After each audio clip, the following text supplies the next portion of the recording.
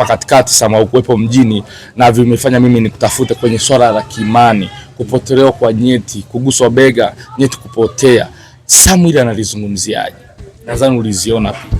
Unajua mimi niliona lakini katika imani ya kiroho niliona ni maigizo.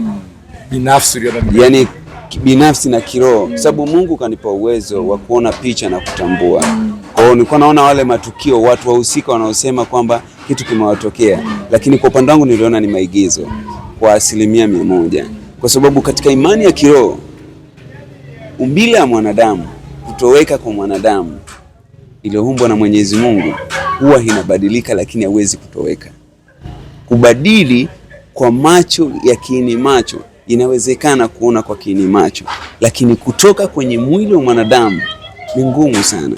Labda mtu apate ajali, aanguke, mkono uvunjike, au meno ing'ooke, lakini kitu kutoka kwa njia ya ushirikina kwamba itoke, unajua uchawi upo sikatai, lakini kuna vitu ambavyo tunapaswa kuvizingatia.